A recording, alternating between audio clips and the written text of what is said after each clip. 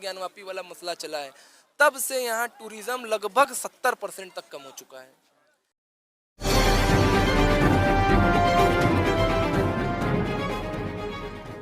91 का बना ही है। नहीं, वो कानून गलत है। वो देखिए, वो कानून हमारे संवैधानिक अधिकारों की हत्या है। आप अगर आप मेरी कोई चीज है तो आप कानून बना के उसको प्राप्त करने से हमको नहीं रोक सकते हैं। मेरी कोई चीज है तो वो हमको मिलनी चाहिए। तो ये जो कानून बना था ये ठीक है। आप मानते हैं 91 का जो वर्शिप एक्ट बना है वो बहुत सही नहीं है? देखिए, उस एक्ट की दो परिभाषाएं हैं। एक परिभाषा ये है कि वो एक्ट हिंदुओं को न्याय पाने से वंचित करता है, लेकिन उसकी एक दूसरी परिभाषा भी है कि वो एक्ट देश में शांति स्थापित करना चाहता है। वो नहीं चाहता कि इस प्रकार के मुद्दों से देश में ऐसे हालात बने जिससे देश सीरिया और अफगानिस्तान जैसी स्थिति में पहुंचे और श्रीलंका बनकर खत्म हो जाए।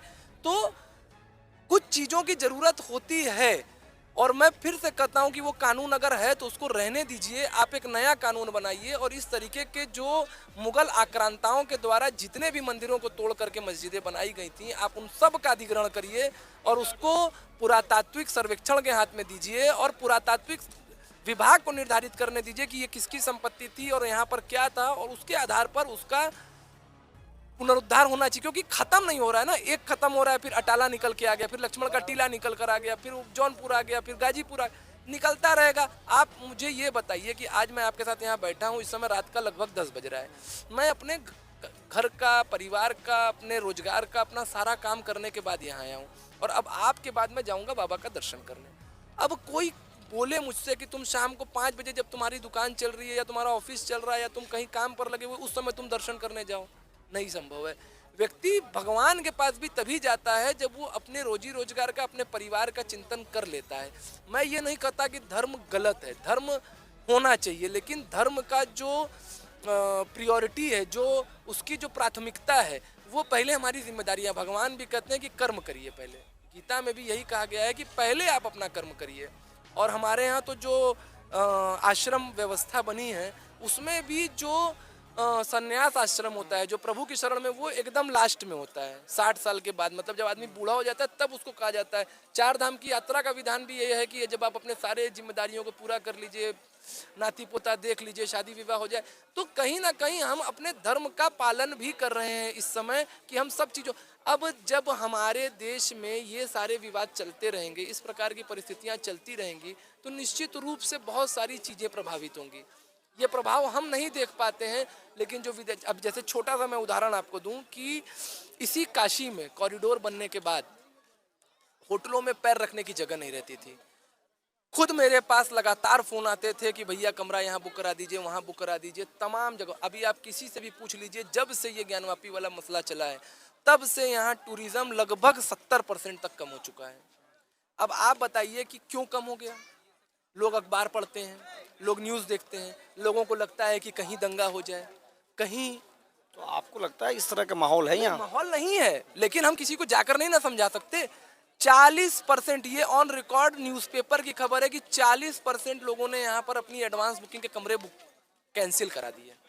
तो आने वाले दिनों में तो बहुत बड़ा नुकसान आर्थिक रूप से। गर्मी की छुट्टी चल रही है, तमाम जगहों पे लोग भरे हुए हैं, बनारस खाली है। आज आप जब इस छोटी सी चीज को जब बनारस के दृष्टिकोण से देखते हैं तो ये अर्थव्यवस्था है। जब आप इसको अंतर्राष्ट्रीय स्तर पर देखते हैं तो बहुत सारे देशों के बहुत सारे यात्री, बहुत सारे निवेशक, बहुत सारे ऐसे लोग हैं जो इस प्रकार की परिस्थिति को देख के हो सकता है कि भारत में निवेश न करें या भारत में आ रहे हों और वो बैक हो जाएं। तो हमें ये समझना होगा कि हमारी प्राथमिकता, मैं बार बार आपसे कह रहा हूँ कि मुगल आक्रांताओं की जो ये बर्बरता थी इसको मिटाना है, लेकिन इसको मिटाने की बुद्धिमानी होनी चाहिए, दूरदर्शिता होनी चाहिए। हम अपने रोजगार के समय में जब शाम को 6 बजे अपनी दुकान को बंद करके मंदिर कोई नहीं जाता है। हमें मंदिर चाहिए, लेकिन उस समय चाहिए जिस समय हम मजबूत हों। आप हिंदू राष्ट्र बनाइए, आप और लंबा संघर्ष, वोट आपको लोग दे ही रहे हैं, हम लोग सब लोग भाजपा को वोट देते हैं, आपको वोट मिल रहा है। आपको तमाम, कांग्रेस को 150 सीट मिलती थी तो सरकार बनती थी, भाजपा को 300 सीट क्यों मिल रही है? आपका हिंदुत्व का मुद्दा लोगों ने स्वीकार किया इसलिए मिल रही है ना। आपको हिंदुओं पे विश्वास होना चाहिए। जब आपको मालूम है कि हमारी सरकार बन रही है, आप बनाते रहिए, इसको रोके रहिए। जब हम 400 साल हमने इंतजार कर लिया, 800 साल इंतजार कर लिया, तो हम 8 साल और इंतजार कर लेंगे। आप हिंदू राष्ट्र बनाइए और बनाने के बाद ये सारे मस्जिदों को अधिग्रहण कर, लेकिन इस समय इस प्रकार की चीज़ों को करना मुझे लगता है कि राजनीतिक दृष्टिकोण से नहीं ठीक है। तो ये थे हमारे साथ ऋषि जी और इन्होंने बताया किस तरीके से यहाँ पर जब से ये मुद्दा आया है यहाँ पर आर्थिक रूप से नुकसान भी हो रहा है और कहा जा रहा है कि आने वाले समय में निवेशक भी जा सकते हैं और एक माहौल है। लेकिन बनारस में मैंने कई जगहों पर बातचीत किया, देखा, कहीं भी डर का माहौल नहीं है, लेकिन लोगों को लगता है कि आगे आने वाले दिनों में नुकसान। यात्री है जो अखबार देख रहा है, अब आप कभी न्यूज खोल बाहर का व्यक्ति न्यूज में इस तरीके से दिखाया जाता है कि ये हो गया वो हो गया, पूरी देश की मीडिया।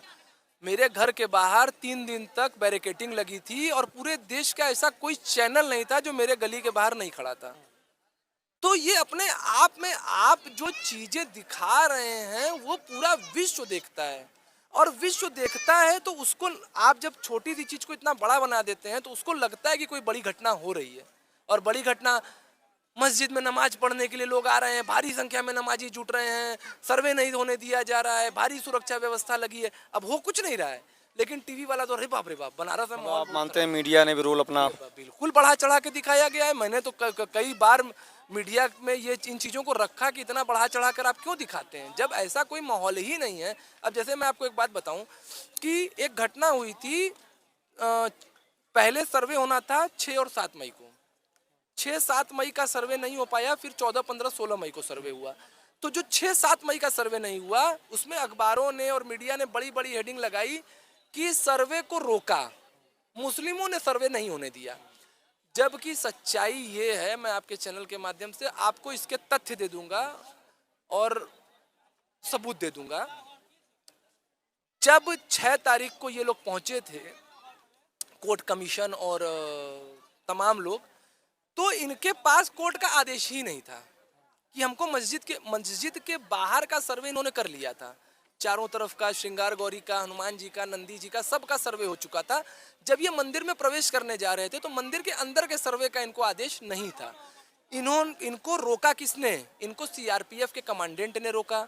जब सीआरपीएफ के कमांडेंट ने रोका तो सीआरपीएफ के कमांडेंट ने कहा कि आप डीएम से बात करिए, डीएम ने कहा कमिश्नर से बात करिए, कमिश्नर ने कहा आदेश दिखाइए, पुलिस कमिश्नर ने। आपके पास कागज नहीं है तो कोई अधिकारी अपनी नौकरी क्यों फंसाएगा? उसके बाद ये लोग कोर्ट में गए, इन्होंने वहां बताया, फिर इनको प्रॉपर आदेश मिला और इन्होंने सर्वे किया, कहीं कोई विरोध नहीं हुआ। तो कुछ चीजों को ऐसा दिखाया भी जाता है जिससे कि नफरत बढ़े। मैं चूंकि वहीं पर था, नफरत का मार्केट तैयार किया जा रहा है। बिल्कुल, हम मुझे ऐसा लगता है। मैं फिर से कह रहा हूं कि मंदिर और मस्जिद वहां पर गलत बनी है।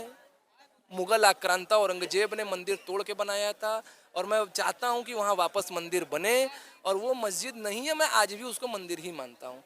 लेकिन जो प्रक्रिया अपनाई जा रही है और जिस प्रकार से इसमें तड़का और छौंका लगाया जा रहा है, उससे मेरी असहमति है। तो इसी तरीके की बातचीत बनारस की बाहर भी लोग सोच रहे हैं कि आखिर वहाँ ऐसा क्या हो रहा है। मैंने कई जगहों बनारस में और बातचीत किया, उनका ये कहना था कि ये तरीका जो ऋषि जी ने कहा वो सही नहीं है, और इसका नतीजा यही है कि अभी थोड़ा सा माहौल बदला सा दिख रहा है।